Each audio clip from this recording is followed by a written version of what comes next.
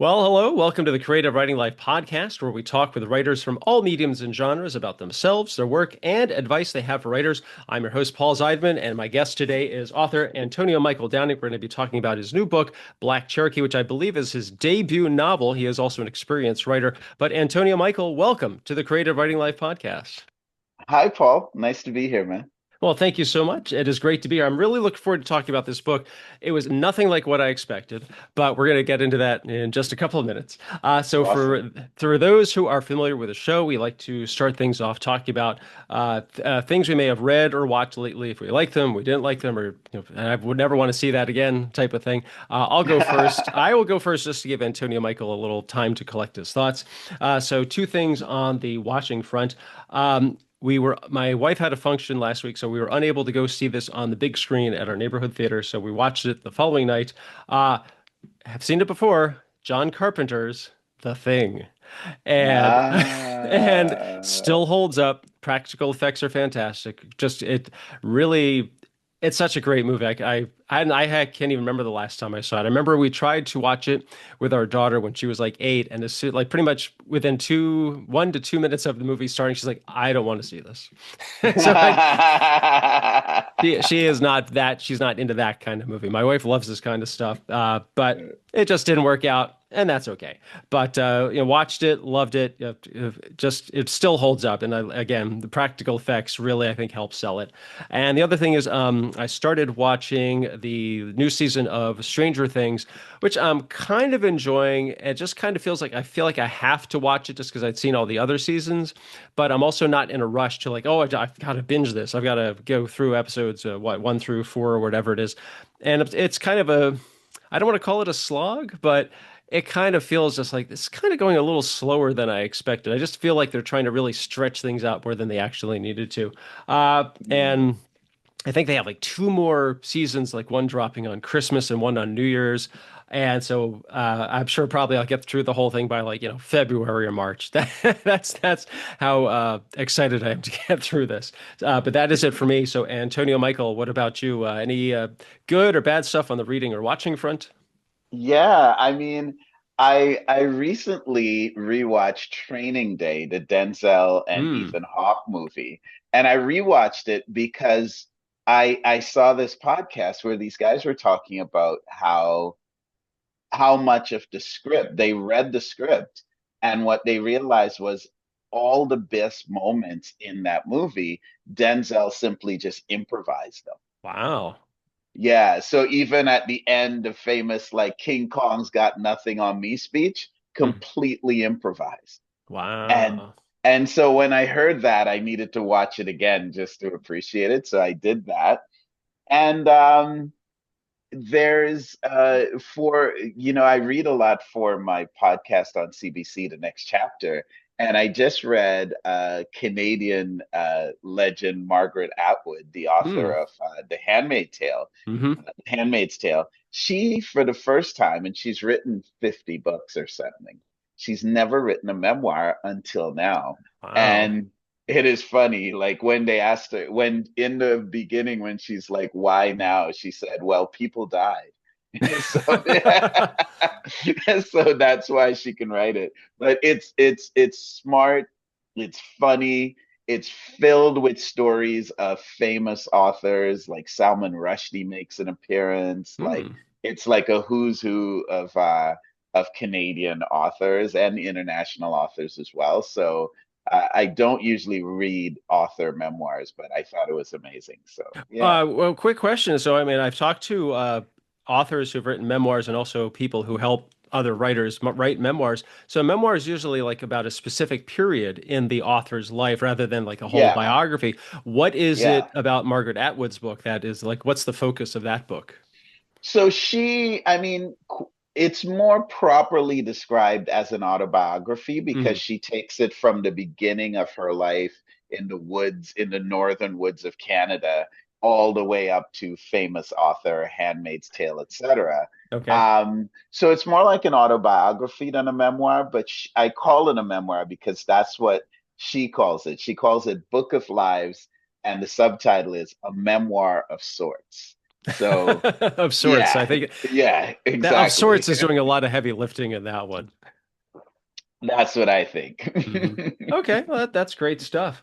So Antonio Michael Downing, I want to talk to you a little bit about you first. But we are going to begin. We are going to get to be talking about your book, Black Cherokee, your debut novel. But like, how did you get your start? Like as a writer, I always ask guests, like, were you a voracious reader as a child? Was writing something you came into later in life? I mean, how did you decide, oh, I'm going to start writing this stuff down? Whew. Well, I mean, I got to start right at the beginning. So I grew up in the Caribbean island of Trinidad, which is right off the coast of Venezuela, and but in the southern part. So it's very rural, very jungle, very Avatar jungle, like uh, unlimited rainfall, unlimited sunshine, everything grows huge, the trees, the insects, the birds, the Hmm. pythons, the crocodiles. Um, and and it was just me and my grandmother. And my grandmother kind of gave me two big gifts. One was she was always singing. So I started singing too, and that's why I'm a musician, which is part of the other art that I do. And she taught me how to read at a really young age because she needed to read her Bible, but her eyes were bad because she Hmm. was 82. So she would get me to bring the Bible out, spell out the word. She'd tell me how to pronounce it, use it in a sentence, all of the teacher stuff. And so I was reading pretty strong by the time. And of course, this is like Psalms and Proverbs, a little more sophisticated than Dr. Seuss. Yeah. So it kind of set me up because when I went to school, I thought all the stuff I was reading was easy. Hmm. So by the time I was 4, I could read her Psalms and Proverbs and Ecclesiastes and New Testament for her. So that's where it started, and it was like a miracle to me, Paul. I was like, man, you mean I'm walking around in my life, seeing all these things, doing all these things, and then there's this object made of paper and some markings in it. And if I know what the markings mean, I can be walking around in a whole other place in a whole Hmm. other time with these whole other people. And that to me was like a miracle. And so I legit read anything that I could read for forever. That's what I did. And the first thing I ever remembered wanting to be was a writer. And and then later on, after my grandma died and I came to North America, to Canada and the US, um, writing stuff down was kind of how I got through it. It was like how I was journaling at 12. Hmm.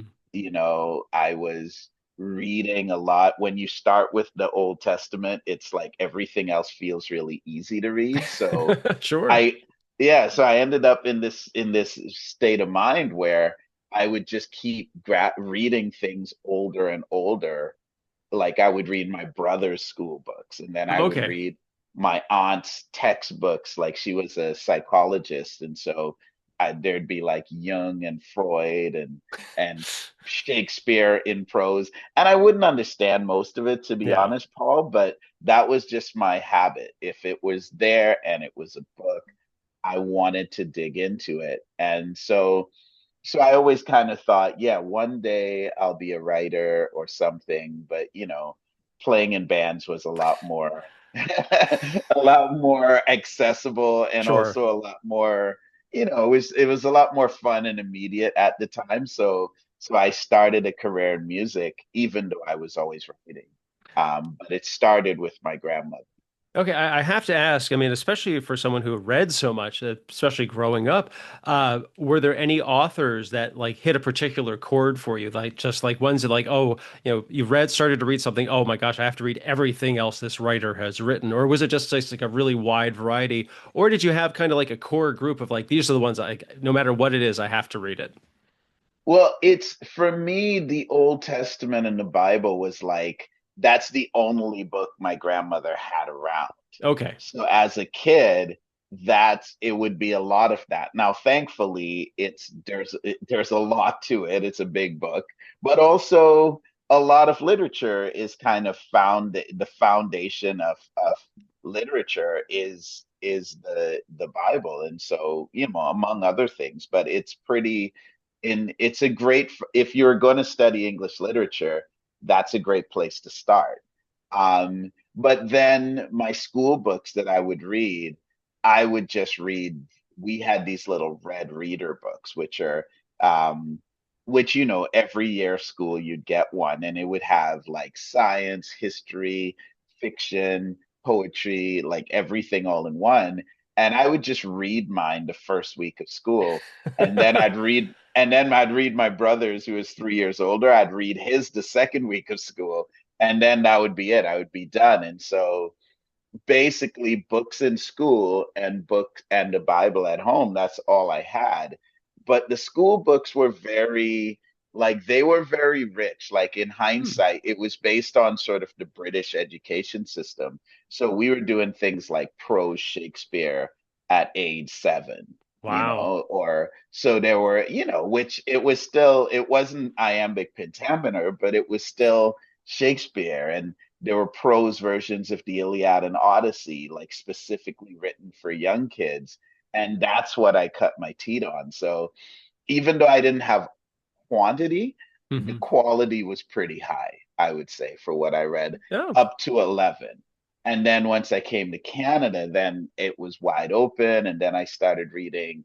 I loved the Conan books when I was a kid. I read all of those. I had a Stephen King phase. These are very different from the Bible. Yeah, well, you grab what's at hand, and then Right. once I could get into other things, I jumped right in. I love fantasy, like sword and sorcery Mm. when I was a kid. You know, and then I kind of, as a mid-teen, like by 14, 15, I found Anne Rice and read all of those, the vampire books and the Hmm. Mayfair Witches, read a bunch of Stephen King, um, really loved like Tolkien Mm. and the Once and Future King and Ursula Le Guin's Wizard of Earthsea, and like the fantasy stuff was really Hmm. big. And then, of course, as I started going to high school, so because I was such an early reader, when I got to North America, they skipped me 3 grades because Wow. they're like, dude, you can already read Shakespeare. That's like grade 10 stuff. What do we can't keep you in grade 6. So they skipped me 3 grades. And then I was reading, I was taking literature and history and stuff, and excelling at it because, again, I had a really early start, so it all felt very easy and fun for me. And at that point, then I was into like all the literary stuff, Shakespeare and the classic novels, and you know, Moby Dick, and yeah, like all the things. But I was always reading ahead of myself, Hmm. ahead of where I should have been, basically. No, that's great. I also realized that what I usually do is before we even get to ask you about your start, I like to read the about the author by part of the book. So I will do that Go now. ahead, sir. Certainly. Antonio Michael Downing is the author of the acclaimed memoir Saga Boy and the children's book Stars in My Crown. Antonio Michael is the current host, as he mentioned, of the radio program The Next Chapter, where he discusses books with authors and columnists. I can relate to that. He spends his time writing books, singing songs, and trying to make his grandma proud. Black Cherokee is his debut novel. Okay, so Antonio Michael, let us talk about Black Cherokee. Sure. What I like to ask guests is like in screenwriting, we have what's called the elevator pitch, a 5 to 10 second summarization of your story. For authors, it might be more of a cocktail party pitch. So what would you say what would you say for that for Black Cherokee? Wow. So, like the title sounds, a young girl and it grows up, is born, and she happens to be both Black and Cherokee, and both of those heritages kind of reject her. The Hmm. Cherokee folks are like, "Why is your hair so curly?"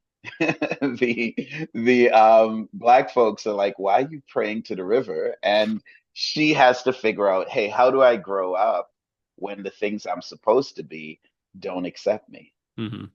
Okay, that I can definitely see that. So the first question I had is, I mean, this is your debut novel, so what was the inspiration for the story? I mean, was it something like, was it a culture you were familiar with, or was it just something you decided, what if there was a girl who, was of two worlds but not of either one? Well, so I feel like, Paul, you asked this. I know I've listened to previous episodes, so I know you always ask this, and I feel like authors can be disingenuous. Like Hmm, it's like, where did you get the idea? sure. But the truth is, it's like asking someone, why did you fall in love with this person? Hmm, Right? The act of falling in love is not oh, well, I decided I wanted this person, this person, this person, and there it is. It's more of a moment, an instant. hmm, Vladimir Nabokov calls it a throb. So I was spending a lot of time in the South. I was in the Carolinas, Florida, the Panhandle, Louisiana, Mississippi, Tennessee, and I was amazed by how much history existed in the South. First of all, the landscape of the South really called to me because, like I described Trinidad earlier, it reminded me of Trinidad. hmm. The the heat, the the noisiness of the bush at night, like where have all the insects going. It's like it reminded me of Trinidad. But then the thing about the people that struck me was how all of them were living out historical lineages, Hmm. but they didn't know the lineages. They just understood, but the lineages still had power over them. You know what I mean? And then Hmm. it had me, and so and I started thinking about, yeah, because if you're born into a family, you don't know all the history of how the family got there, but the way that family is definitely impacts who you become. And same thing for a town or a city or a country or a racial group or what have you. And so in thinking of all of that, I had a moment, a throb, a falling in love. And what came to me were three things. The landscape of the South, particularly South Carolina, um, Grandma Blue, the grandmother of the girl who's coming of age, the Hmm. story is, and Ophelia, the girl who is coming of age. And I kind of got all three of them all at once. And that was sort of a mystery for me. And I thought, oh, that's interesting. And then I started pulling on it. And I knew that they were Afro-Indigenous, and I just kept pulling on it, and that's how we got Black Cherokee. No, that is fascinating. I also wanted to say that, so as you kind of mentioned that the book is very much a coming of age story, but it feels a Hmm. lot more realistic to me than like your typical YA. It's not about how kind of it's not about, oh, there's a cute boy I met at school and Yeah. all of the things that happen. It's much more mature, much more serious about that. So when you were starting the book, was that your intent to kind of like put a much more realistic with a dash of harshness almost to it, that it's not all, sunshine and rainbows. It's like, this is like Yeah. this girl is fighting several battles on several fronts. I mean, so when you were putting the story together, did you have, when you started, did you have like, this is what I want to do, or that develop over time? It developed over time. Like for me, and what I would say is I don't consider the book YA. I Mm, think it's about a young adult right. growing up. And so I think sometimes people will say, well, because it's about Because um, she's of this age, so young therefore it people, must be a YA therefore story. it must be for them. But really, and I think that's what you're picking up on. It's actually a novel for adults, but about that time where Right. we're growing up. And so for that reason, so I wanted it to be real. I wanted it to reflect. And it's a delicate dance to talk Mm, about the things that a young person is going through, but actually looking at it as someone. I think what I was trying to get for an adult to get from it is a reflection on, hey, how did I grow up? And what things and histories did I grow up in that made me who I am? And so the theme is really how the things that we're born into create who we end up becoming in by a large part. And so yeah, I don't feel like it's specifically for, I don't think of it as a YA novel, although, I feel like, people that like YA novels have read it and said, Hmm. yeah, this is great, but I think the themes are a little too grown up, and it's not escapist, right? It's not, like you're No, no, saying, definitely not. it's not about let me go somewhere else and I enjoy. gotta get this cute Yeah. boy to ask me to the prom. It's nothing Yeah, like that. yeah. No, Yeah, like I it's said, it's yeah. about a we follow Ophelia, and we get to this in a little bit over several stages of her life, but they're all Right. between childhood and late young adulthood. But it's Right. definitely not your standard YA type of story. It just happens to have a protagonist who is in that Yeah. age range. Yeah. And I think that was, I didn't intend that. I think it was just like I said, it's like you can't help who you fall in love with kind of Right. thing. It was like, this is what came to me, and and my loyalty with the characters. Now, something I will say, just because I know this is I know that you often, this is about writers and Hmm. writing. And so one of the things I'll say is that it was originally I wrote it in first person. Oh, wow. Okay. Yeah. And then it really felt like a YA novel because it Mm, was like the things, because it was when she was 12, it was a 12-year-old's perspective, right. right?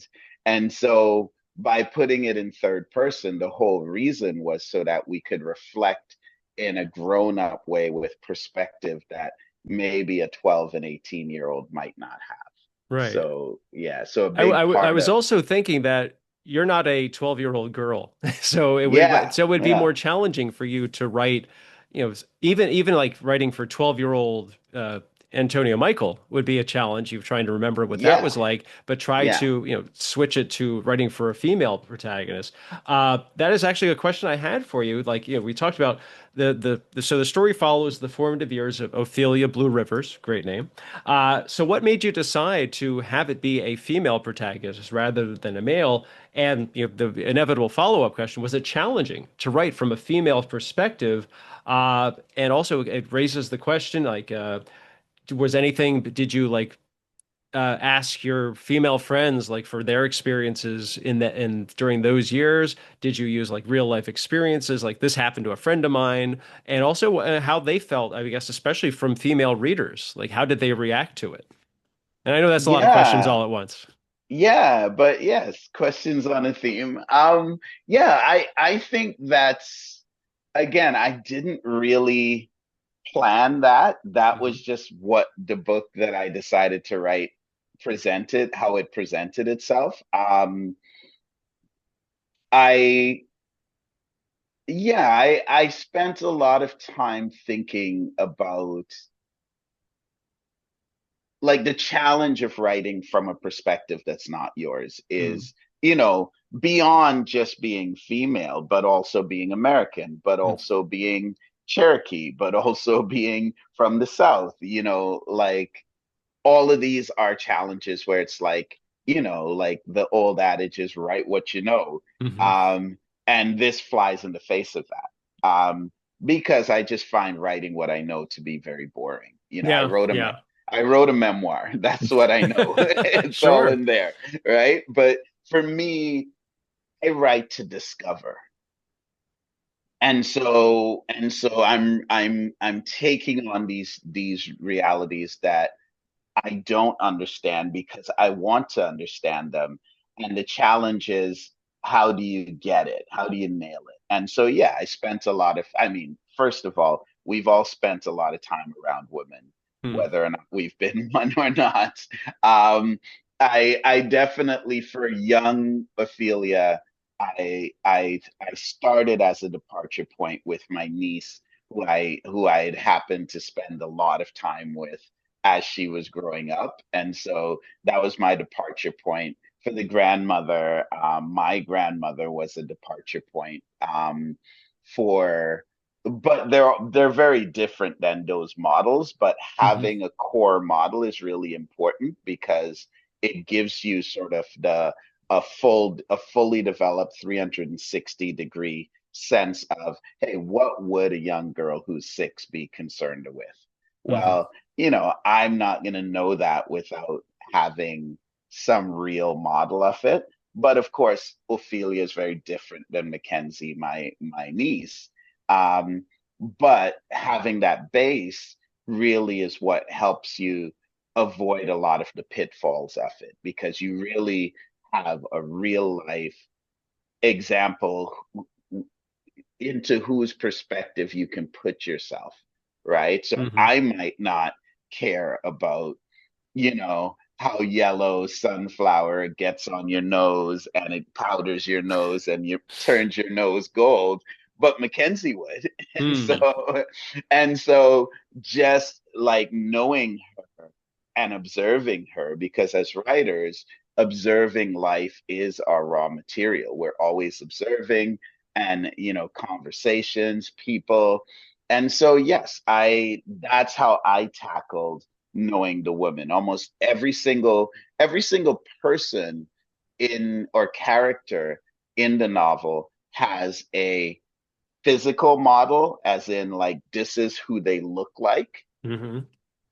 and a psychological personality model, which is to say this is the beginning of what they act like, and then we take off from there. Or you might have two models who unite together to create the character. But yeah, I would say much of it to get it feeling real involves um knowing people and really paying attention to people who are different than you, and doing that.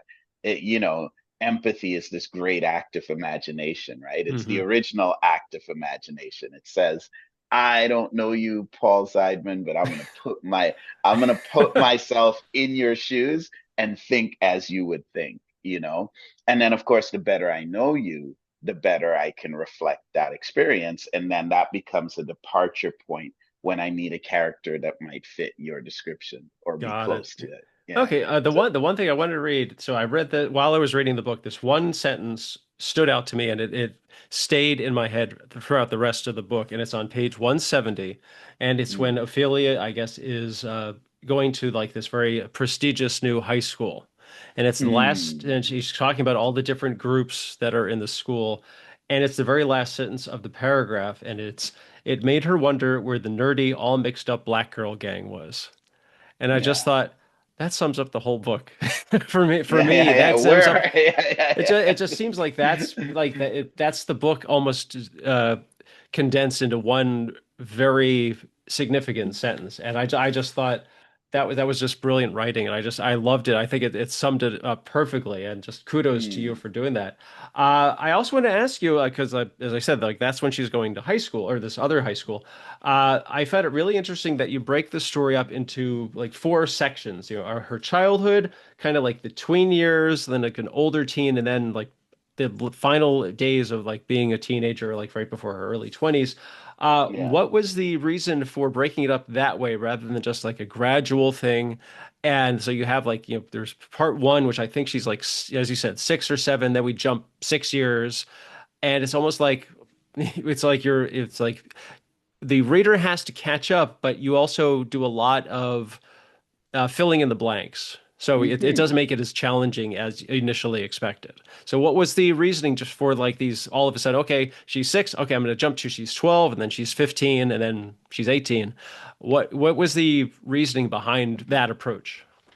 Yeah, it felt very intuitive for me because I wanted to allow her this space to grow up, because again, I wanted us to see how the history and the family history and the place history, how it shaped her.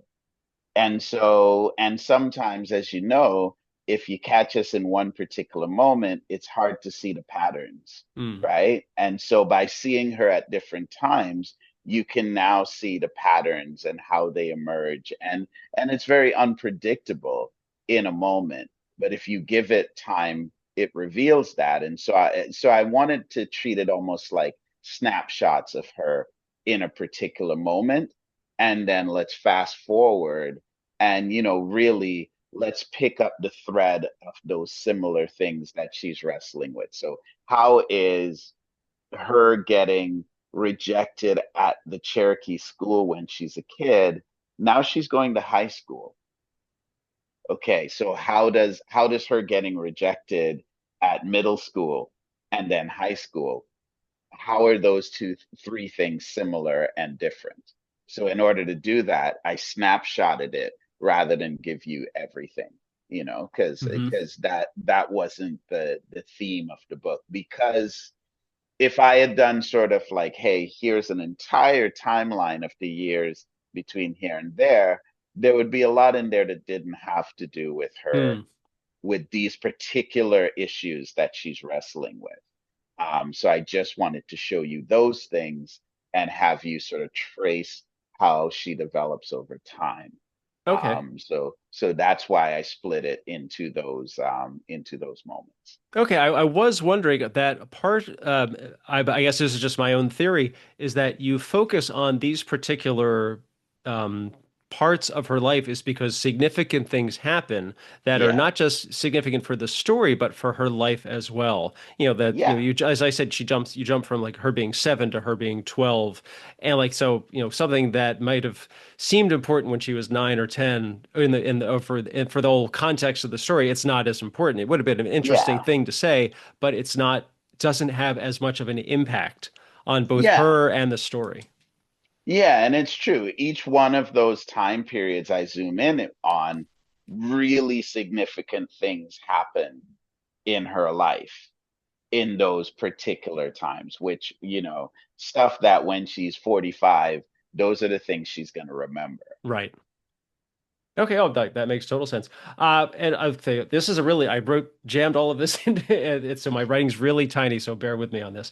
So what may be the most effective part of the story to me is that Ophelia is always feeling like an outsider, almost like stranger in a strange land, where the new things and experiences surprise her and make her question things and have a major impact on her moving forward, like we were just discussing. Was that how you had planned it out? That you just thought, okay, these are some important events that happen in her life, but they're also important in the overall scheme of things for her, but also important to the story. Was that how you planned it out, or because you said you originally had it as first person, and then you transitioned to third person, and then you were breaking it up into different times of her life? When you were putting it all together, was that something you had an initial idea for, or was that another thing that kind of came to you like, oh, I think this would be a better approach to telling this story? Yeah, I think everything emerged out of a process of drafting and redrafting. As Martin Amos, who passed away while I was writing this, he passed away. But he used to say, "There's no writing, there's only rewriting."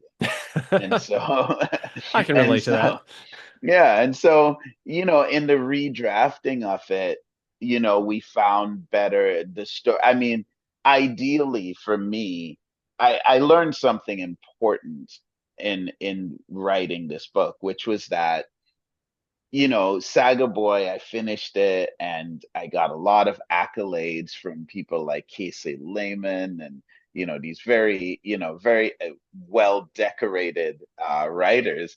And so I came into writing in my head going, well, you're a great writer. You're a great writer. And so, Oh, this is easy. yeah. So I was like, so on every page and paragraph and sentence, I was trying to prove how great a writer I was Hmm. instead of just letting the story drive what Oh, goes on the page. And so I really learned how to, in a large way, the way a sculptor gets rid of the extra stone, they don't sculpt the sculpture, they get rid of the extra stone.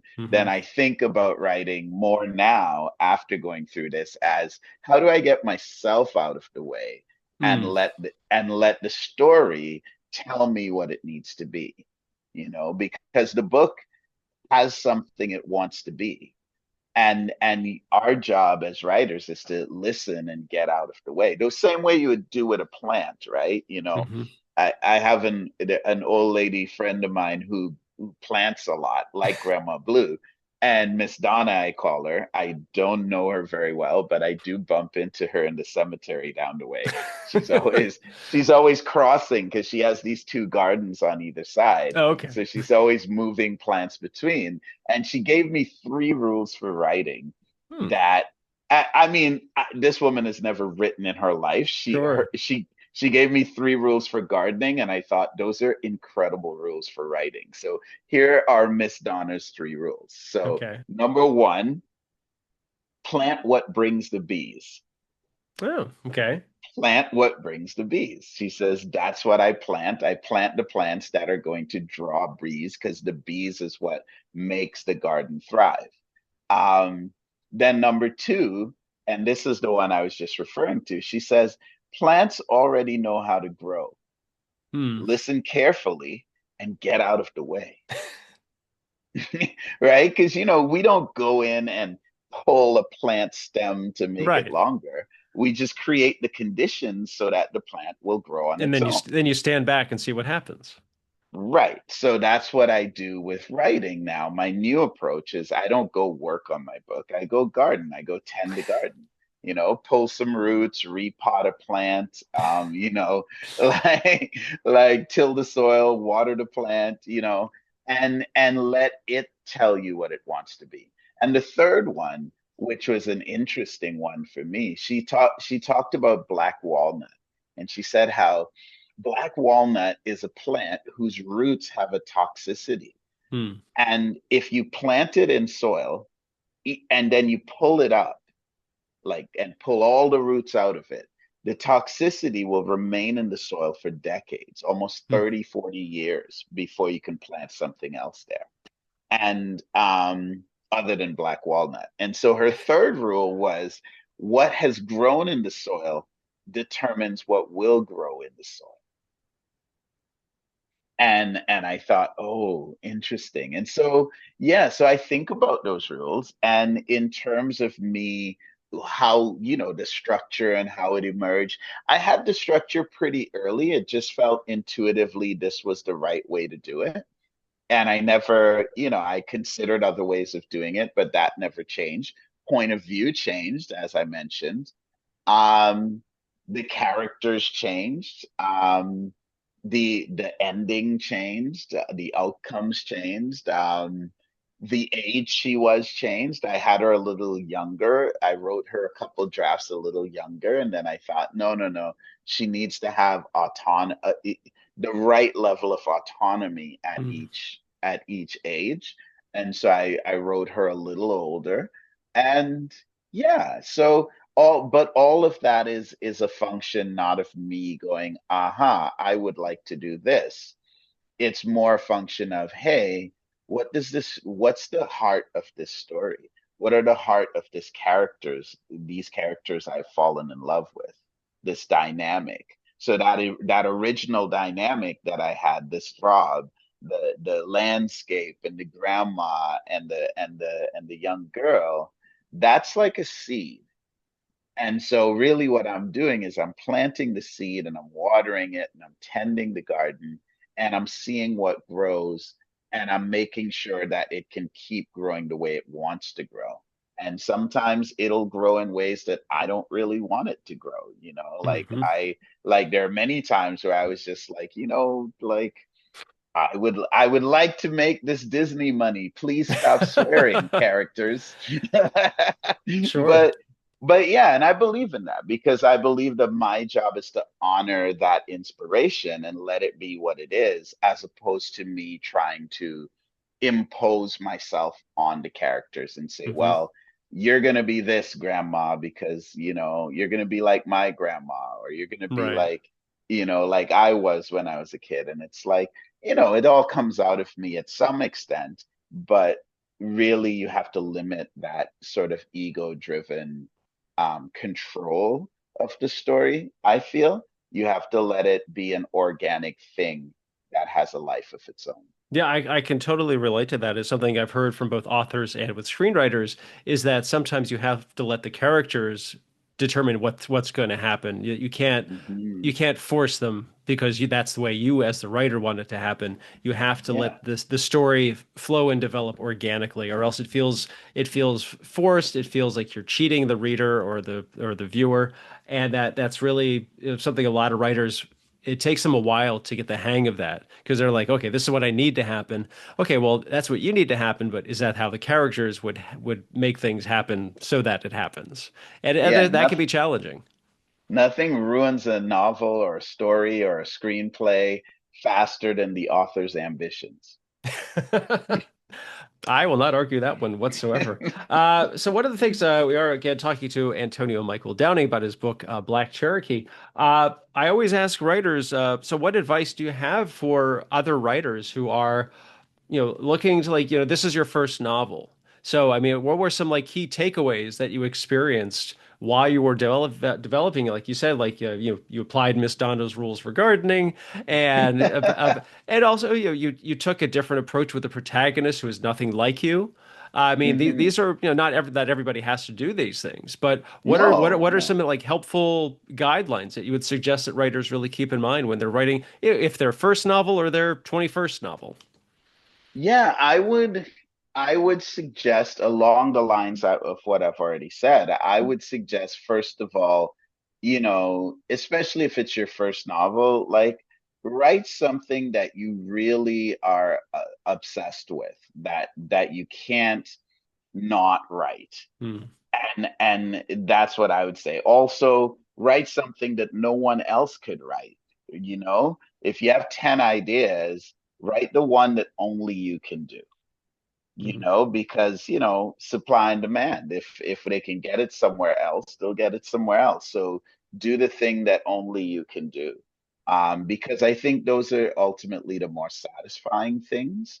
And I really believe that your state of mind when you're creating shows up on the page, right? Hmm. Like you can tell when an author enjoyed and had Oh yeah. fun Hmm. writing something, and you can tell when an author was kind of blasé about it because their editor just said, "Hey, we need a book like this one that's popular. Can you write one of those?" And it's like you can, but it's not really It'll going to feel be. fake. That's it, And so the same thing about what you said about characters. Like I think the biggest thing about not trying to impose yourself on your characters is then you'll end up with a character doing something that they wouldn't do, and Hmm. you're going to confuse your reader like in this really profound way. So don't do that. Write something that only you can write. Write something that you're obsessed with, that you can't not write, as Hmm. Raina Maria Rilke, which is a book I feel like all humans should read it. Certainly all artists, Hmm. certainly all writers. Letters to a Young Poet, where basically he went to this German military school and he was dreaming of being a writer. He becomes a famous writer. And then this young poet goes to the same school and says, I'm dreaming of being a writer. And the professor says, well, why don't you write to Raina Maria? And this book is all the letters he wrote back to the young poet. So Hmm. kind of writing to his younger self, if you will. And I love that book. It's chock full of beautiful, powerful advice around writing. But one of the things he says in the very first book, in the very first letter, he says, look, like, first of all, stop asking for advice on your writing. you know you have to have a strong connection with it to understand what's good about it from based on how you feel in your relationship with it. And then he says this interesting thing. He says, If you can stop writing, don't do it." And I was like, wow, that's harsh. But here's his methodology. He says, and I'm gonna misquote him, but he's like, but if it finds you in your solitude, if it tracks you down in your lonely places and insists that you must do it, then build everything around doing it and go and do it. And so I really believe in that. Like, do the thing that you necessity, the thing you Hmm. have to write, the thing if you don't write, you will regret it on your deathbed. Write Yeah. that. Write that. Not the thing that's popular, not the thing that you read once and you thought, wow, I wish I could be acclaimed like this person. I really wish I was Quentin Tarantino. Let Yeah. me write a Quentin. No, like write the thing, like because Quentin Tarantino didn't write someone. He loved a lot of cinema, of Hmm. course, but he didn't write the film that one of his heroes write. He didn't Yeah. try to reproduce Kurosawa. He kind of said, "No, I'm gonna do Quentin Tarantino." So do the thing that only you can do, and have the courage to do it and to lean into it. And if you write it and it's not working, write it again. Or And or don't or be try something new. Yeah, absolutely. Absolutely. I mean, you'll come back to it. If it's important and it's necessary, you'll come back to it. So put it down, try something else. Don't worry. It'll be because it's embedded in you. The things that are necessary, they're not things that we can forget. If we Right. could, we would, which Mhm. is why Rilke says, if you can, forget about it. Don't do it. you know? And so all that's left after you do that is the things that you cannot not do, the things Hmm. that you must do. Right. And that gives it a power and a vibrance and an urgency and a liveliness. And that's what the reader picks up when they read that energy, whatever that energy is, because it doesn't have to be my energy. It can be a very tranquil, restrained energy. It can be, I just read the book that won the Booker, Flesh, where it's like, it's very, the main character is almost noted by how little he says, Hmm. right? His inability to express himself. And I'm like, that's not how I write, but that's what he did, and that's how all his other books are, I'm told. And he did it incredibly well. So find your way of writing and go deep and live in it and love it and enjoy it. And that's where the great things happen. That's where the miracles happen. Yeah, and also if you're writing for anything beyond just the personal enjoyment of writing, then it's going to seem like work and then it's not going to be fun because you should really write because you enjoy it. This is like you said, this Yeah. is a story you have to tell. This is something like, this is something I would love to watch myself. And you can, as you said, Mhm. you can see the writer's love of the material on the page. And that Yeah. makes a huge difference because or also if you like, they just wrote this because it was a quick buck. And and there's no Yeah. heart, there's no emotion to it. But that is all fantastic advice. But Antonio Michael Downing, it was the book Black Cherokee. So this is your debut novel. So the inevitable question is, so what's next for you? I mean, do you have another novel in development, or are you just taking a little break? Yeah. Well, I wrote a novella in 2010, so I do have a little tiny little thing before, but no, I don't take breaks. I get up and write every day.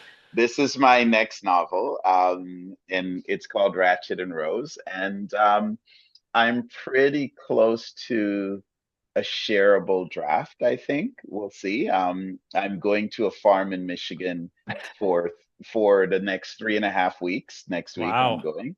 And I'm going to finish it. So and then we'll see what we got. But yeah, always there's always like there's no shortage of ideas, I was let's going to say say you're a that. true writer. You've got several projects in various stages of development. Yeah, absolutely. Absolutely. I, Okay. I tend I tend to write one at a time, but I always have a head full of what could possibly be next. Mhm. Of course, of course. Again, we've been talking to Antonio Michael Downing and discussing his book, Black Cherokee, amongst other things. Antonio Michael, where can people find out more about you and all of your assorted written material? Yeah, so AntonioMichaelDowning.com is my website. For social media, Antonio Michael Downing is at Antonio Michael Downing on Instagram. That's where I spend most of my time. I am also on Twitter at Antonio Michael Downing or on Facebook as well, but generally catch me on Instagram. That's where I do most of my damage to my reputation. And where is the best place for people to get a copy of your book, either Black Cherokee or anything else? Is it the website, or should they just go to Amazon? Yeah, you can get wherever you buy books, you should be able to get it anywhere in the US of A and Canada. Okay.